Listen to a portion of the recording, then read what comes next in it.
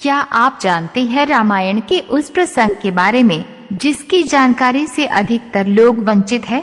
क्या आपने कभी सीता के भाई के बारे में सुना है या कभी जानने की कोशिश की है? या आपको ऐसा लगा हो कि सीता का तो कोई भाई ही नहीं है, उनके किसी भाई का उल्लेख रामायण में कहीं आता भी नहीं है।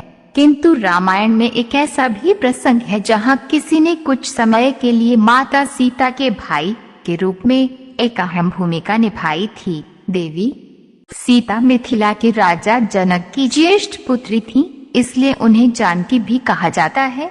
कहते हैं कि राजा जनक को माता सीता एक खेत से मिली थी, इसलिए उन्हें धरती पुत्री भी कहा जाता है। लक्ष्मण, भारत और शत्रुघ्न की पत्नियां माता सीता की बहनें थीं। मार्गशीर्ष अगहन मास की शुक्ल पक्ष की पंचमी को भगवान श्री राम तथा जनक पुत्री जानकी सीता का विवाह हुआ था। तभी से इस पंचमी को विवाह पंचमी पर्व के रूप में मनाया जाता है। विवाह के समय बड़ा महर्षि वशिष्ठ एवं राजर्षि विश्वामित्र उपस्थित थे।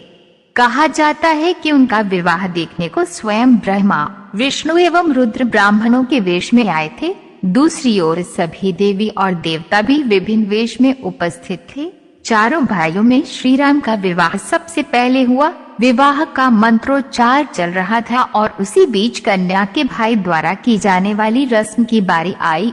इस रस्म में कन्या का भाई कन्या के आगे आगे चलते हुए लावे का छिड़काव करता है। विवाह करवाने वाले पुरोहित जी ने जब इस प्रथा के लिए कन्या के भाई को बुलाने के लिए कहा तो वहाँ समस्या खड़ी हो गई, क्योंकि जनक का कोई पुत्र नहीं था। ऐसे में सभी एक दूसरे से विचार करने लगे। इसके चलते विवाह में विलम्ब होने लगा। अपनी पुत्री के विवाह में इस प्रकार विलम्ब होता देखकर पृथ्वी माता भी दुखी हो गई। तभी अकस्मात एक श्याम वर्ण का युवक उठा और इस रस्म को पूरा करने के लिए आकर खड़ा हो गया और कहने लगा कि मैं हूँ इनका भाई।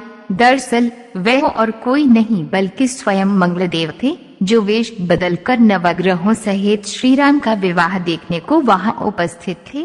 चूँकि माता सीता का जन्म पृथ्वी से हुआ था और मंगलवार भी पृथ्वी के पुत्र थे, इस नाते वे सीता माता के भाई भी लगते थे।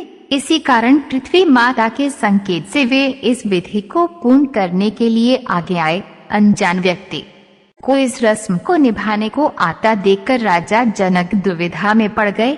जिस व्यक्ति के कुल, गोत्र एवं परिवार का कुछ आता पता न हो, उसे वे कैसे अपनी पुत्री के भाई के रूप में स्वीकार कर सकते थे। उन्होंने मंगलवार से उनका परिचय, कुल एवं गोत्र पूछा। राजा जनक के आपत्ति लिए जाने के बाद मंगलदेव ने कहा, हे राजन, मैं अकारण ही आपकी पुत्री के भाई का कर्तव्य पूर्ण करने को नहीं उठा हूँ। मैं इस कार्य के सर्वथा योग्य हूँ। अगर आपको कोई शंका हो तो आप महर्षि वशिष्ठ एवं विश्वामित्र से इस विषय में पूछ सकते हैं। ऐसी वाणी सुनकर राजा जनक ने महर्षि वशिष्ठ एवं विश्वामित्र से इस बारे में पूछा। दोनों ही ऋषि इस रहस्य को जानते थे, अतः उन्होंने इसकी आज्ञा दे दी। इस प्रकार सभी की आज्ञा पाकर मंगलदेव ने माता सीता के भाई के रूप में सारी रस्में निभाई। हालांकि इस घटना का उल्लेख रामायण में बहुत कम ही मिलता है।